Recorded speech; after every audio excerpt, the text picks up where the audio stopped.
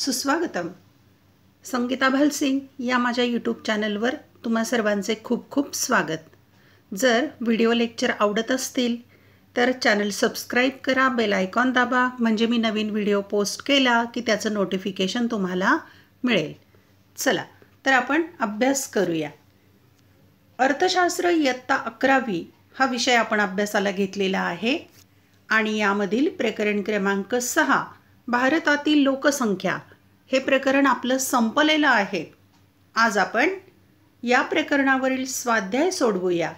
पाठ्यपुस्तकामध्ये पाठाखाली स्वाध्याय दिलेला आहे, त्याची प्रश्न उत्तरं कशी लिहायची ते आपण पाहूया. योग्य पर्याय निवडा. एक गुणांच्यासाठी असे वस्तुनिष्ठ प्रश्न असतात. 1. लोकसंख्या संक्रमण सिद्धांतात पुढील गोष्टींचा अंतर्भाव होतो. अंतर्भाव होतो म्हणजे समावेश होतो. पाहूया पर्याय दिलेले काय आहेत. अ. जन्मदर व मृत्यूदर खूप जास्त. ब. मृत्यूदर झपाट्याने कमी होतो पण जन्मदर वाढतच राहतो. क. जन्मदर व मृत्यूदर कमी झालेले असतात. आणि ड. देश आर्थिकदृष्ट्या प्रगत होतो. आता यापैकी कोणत्या बाबी लोकसंख्या संक्रमण सिद्धांतात येतात ते शोधायचं आहे. त्यासाठी पर्याय पण दिलेले आहेत. 1 अ आणि ब, 2 अ आणि क, 3 अ ब क आणि 4 अ ब क ड. आता पहा, लोकसंख्या संक्रमणामध्ये अ. जन्मदर व मृत्यूदर खूप जास्त या गोष्टीचा समावेश होतो. पहिली अवस्था जी असते ती अशी असते, जन्मदर आणि मृत्यूदर खूप जास्त असतो पहिल्या अवस्थेत. दुसरा मुद्दा दिला आहे, मृत्यूदर झपाट्याने कमी होतो पण जन्मदर वाढतच राहतो. ही लोकसंख्या संक्रमणाची दुसरी अवस्था असते, याचाही समावेश होतो. आणि क आकडा दिला आहे, जन्मदर व मृत्यूदर कमी झालेले असतात. म्हणजेच ही तिसरी अवस्था, ही पहिली अवस्था, ही दुसरी अवस्था, तिसरी अवस्था. पण देश आर्थिकदृष्ट्या प्रगत होतो या बाबीचा समावेश होत नाही. म्हणून आपलं अचूक उत्तर येणार आहे, याचं पर्याय आहे तिसरा. अ, ब आणि क, ड बाबीचा समावेश होत नाही. पुढचं पाहूया. 2.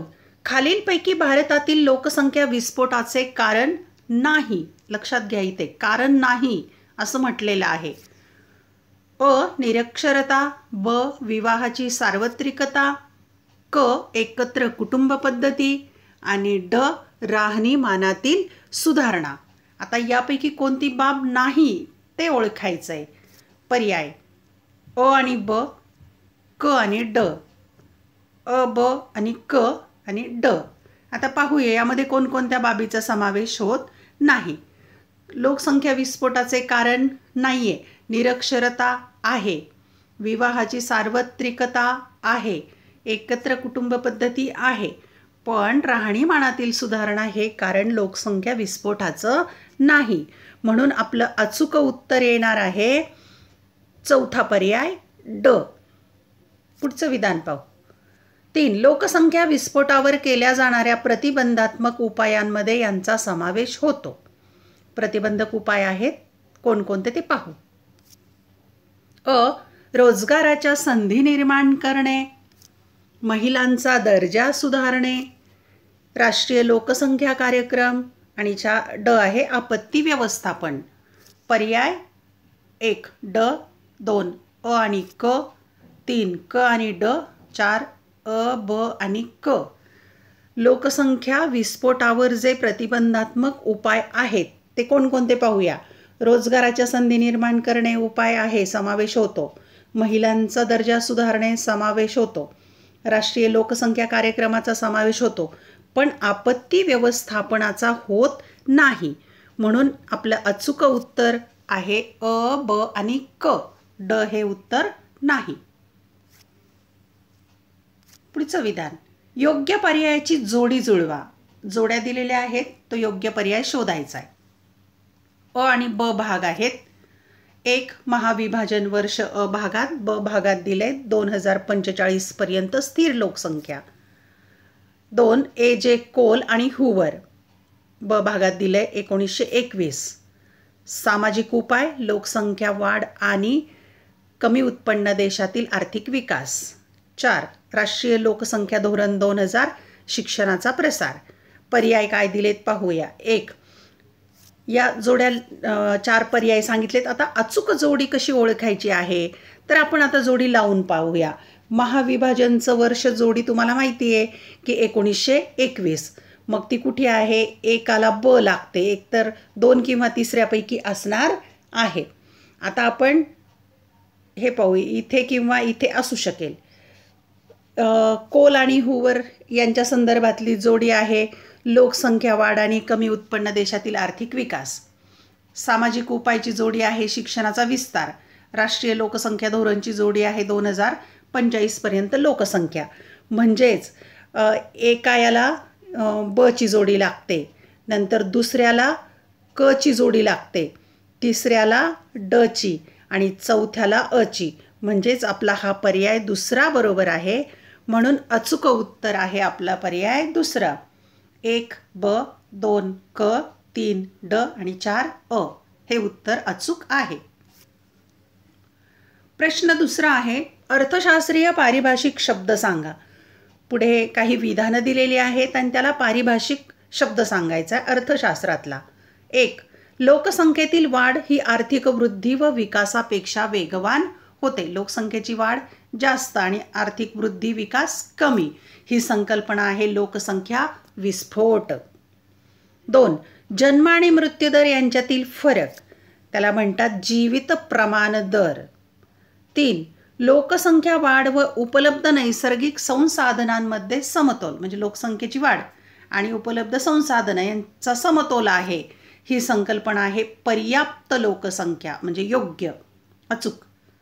4. 1952 मध्ये जन्मदर कमी करण्याच्या उद्देशाने सुरू केलेला कार्यक्रम तो होता कुटुंब नियोजन कार्यक्रम. पुढचा प्रश्न आहे 3. खालील उदाहरणांच्या आधारे संकल्पना ओळखून ती स्पष्ट करा. संकल्पना ओळखायला 1 गुण आणि ती स्पष्ट करण्यासाठी दुसरा गुण असेल. 1. अ देशात एका वर्षात दर 1040 बालके जन्माला आली. ही संकल्पना आहे जन्मदर. त्याचं स्पष्टीकरण लिहायचं. देशात प्रतिवर्षी प्रति 1000 लोकसंख्येमागे जन्माला येणाऱ्यांची संख्या म्हणजे जन्मदर होय. वरील उदाहरणात जन्मदर किती आहे? 40. दुसरं विधान, मुंबईतील सार्वजनिक वाहतूक सेवेवर लोकसंख्येचा प्रचंड ताण आहे. इथे संकल्पना आहे मूलभूत सुविधांवरील ताण.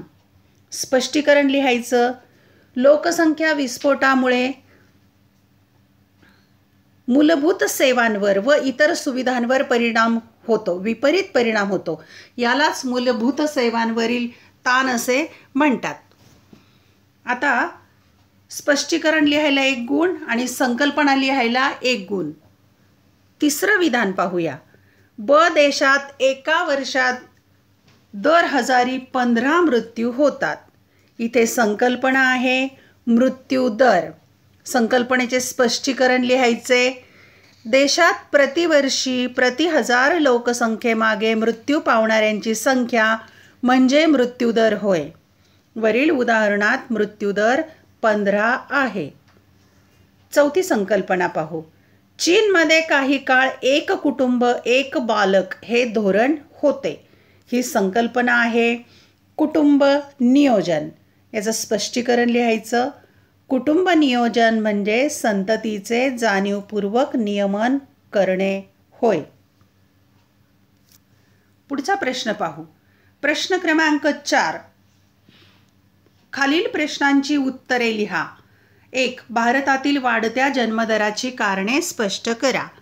या व्हिडिओ लेक्चरमध्ये मोठे प्रश्न घेणं शक्य नाही आहे, म्हणून मोठ्या प्रश्नांची तयारी तुम्ही माझ्या मागच्या व्हिडिओ लेक्चरवरून करू शकता. वाढत्या जन्मदराची कारणे 8 गुणांच्यासाठी असा प्रश्न येऊ शकतो. 2. भारतातील कमी मृत्यूदराची कारणे स्पष्ट करा. हे पण व्हिडिओ लेक्चरवरून तुम्ही तयार करा. 3. आर्थिक विकासामध्ये मानवी संसाधनांची भूमिका स्पष्ट करा. हे दीर्घोत्तरी प्रश्न आहेत, ते तुम्ही व्हिडिओ लेक्चरवरून तयार करू शकता. प्रश्न क्रमांक 5. खालील विधानाशी सहमत आहात किंवा नाही ते सकारण स्पष्ट करा. इथे प्रश्न लिहायचा कसा ते पहा. 4 गुणांच्यासाठी विधान असणार आहे. एक गुण आहे सहमत आहात किंवा नाही ते लिहायला, आणि उरलेले 3 गुण असतील त्याची कारणं लिहायला. इथे म्हटले ना कारण स्पष्ट करा. कारणे लिहायला 3 गुण असतील. पहिलं विधान पाहू. भारतात लोकसंख्येचा विस्फोट झालेला आहे. आता हे बरोबर आहे, म्हणजेच या विधानाशी तुम्ही काय आहात? सहमत. मग त्याची कारणं लिहायची आहेत लोकसंख्या विस्फोटाची. 2. भारतातील मृत्यूदर वेगाने कमी होत आहे. हे पण बरोबर आहे, म्हणजे तुम्ही सहमत आहात. मृत्यूदर कमी होण्याची कारणं लिहायची. 3. पर्याप्त लोकसंख्या देशाच्या विकासाला हातभार लावते. सहमत. योग्य प्रमाणात लोकसंख्या असल्याने देशाचा विकास होतो, हे स्पष्टीकरण खाली लिहायचं. 4. आर्थिक विकासात मानवी संसाधनांची भूमिका महत्त्वपूर्ण ठरते. हे पण बरोबर आहे. सहमत. आर्थिक विकासात मानवी संसाधनांची भूमिका स्पष्ट करायची आहे खाली. 5. जन्मदर राहणीमानातील बदल झाल्यामुळे कमी झाला. अगदी बरोबर. इथे पण लिहायचं सहमत आहोत आणि मग त्याचं स्पष्टीकरण लिहायचं. राहणीमानात बदल झाल्यामुळे जन्मदर कसा कमी झालेला आहे ते. पुढचा प्रश्न पाहूया. खालील उदाहरणे सोडवा. त्यात एक तक्ता दिलेला आहे आणि त्या तक्त्यावरून आपल्याला उदाहरणं सोडवायची आहेत. पहिलं उदाहरण सांगितलंय, खालील तक्त्याच्या आधारावर लोकसंख्येचा तिसरा चतुर्थक म्हणजे Q3 काढा. तो आपण काढणार आहोत. आणि दुसरा प्रश्न दिलाय, खालील तक्त्याच्या आधारे लोकसंख्या वाढीचा वक्र काढा. तो वक्रही आपण काढूया. आता तक्त्यामध्ये काय दिलंय? वर्ष दिलेलं आहे आणि त्या वर्षात लोकसंख्या किती कोटी होती ते प्रमाण दिलंय. 1951ला 36.1, 61मध्ये 43.9 कोटी, 1971मध्ये 54.8 कोटी, 81मध्ये 68.3 कोटी, 91मध्ये 84.6 कोटी, 2001मध्ये 102.7 कोटी, 2011चं प्रमाण 121.02 कोटी. आणि ही माहिती घेतलेली आहे स्त्रोत जनगणना कार्यालय भारत. आता या तक्त्यावरून आपल्याला या प्रश्नांची उत्तरे लिहायची आहेत. Q3 काढायचं आहे आणि वक्रही काढायचा आहे. चला पाहूया आपण. पहा, मागील तक्ता आहे तो आपण इथे घेतलेला आहे. तोच तक्ता आहे, फक्त आता इथे गणित सोडवताना काय काय प्रक्रिया केल्यात पहा. इथे वर्ष आहे आणि लोकसंख्या कोटीमध्ये, हा मागचाच तक्ता आहे. इथे पुढचा रकाना घेतलेला आहे संचित वारंवारता, त्याला CF म्हणतात. त्याला क्युम्युलेटिव्ह फ्रिक्वेन्सी असं म्हणतात. संचित वारंवारता म्हणजे काय ते पाहू. 1951मध्ये लोकसंख्या होती 36.1, इथे पण 36.1 केली. आता इथे 80 कसे आलेले आहेत दुसऱ्या रकान्यात ते पाहू. हे 36.1 आणि 43.9 एकत्र केले तर येतात 80, म्हणजे ह्याची बेरीज करत जायचं आहे पुढच्या रकान्यात. आता 43.9 मध्ये मिळवायचे आहेत 54.8, बेरीज येईल 134.8. 154.8 मध्ये 68.3 मिळवायचे, बेरीज येईल 203.1. 68.3 मध्ये 84.6 मिळवायचे, बेरीज येईल 287.7. 102.7 मध्ये 84.6 मिळवले तर 390.4 येतात. 102.7 मध्ये 121.02 मिळवले तर येणार आहे 511.42. आता याला म्हणायचं संचित वारंवारता. साठत गेलेली आहे.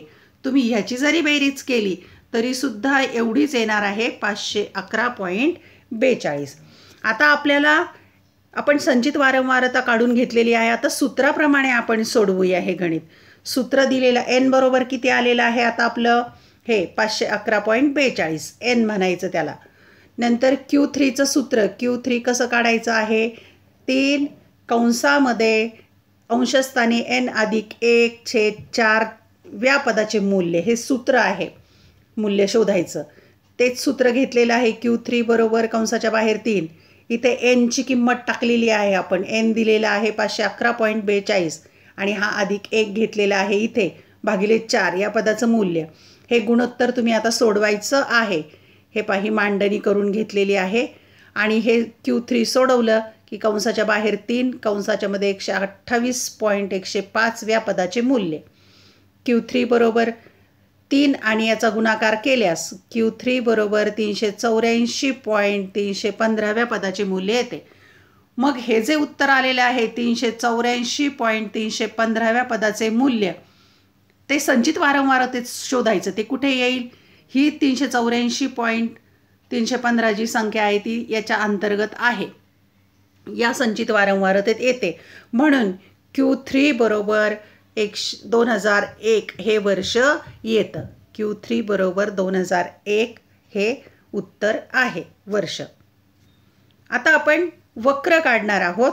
पहा, या वक्रामध्ये दिलेला आहे, जो तक्ता घेतलेला आहे त्या तक्त्यावरूनच हा वक्र काढलेला आहे.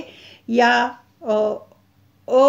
इथे अक्ष आहे, इथे य अक्ष आहे, इथे घेतलेलं आहे लोकसंख्या घेतलेली आहे कोटीमध्ये, जे लोकसंख्या आपल्याला तक्त्यामध्ये दिलेली होती ती, आणि क्ष हा खालचा अक्ष, इथे घेतलेला आहे वर्ष, आणि फक्त दिलेले बिंदू जोडलेले आहेत. हे जशी लोकसंख्या ज्या वर्षामध्ये आहे ते बिंदू जोडले की असा खालून वरती जाणारा वक्र तयार झालेला आहे. लोकसंख्येचा वक्र दिलेला, आपण ज्या संख्या दिलेल्या आहेत त्याप्रमाणे आपण वक्र काढलेला आहे.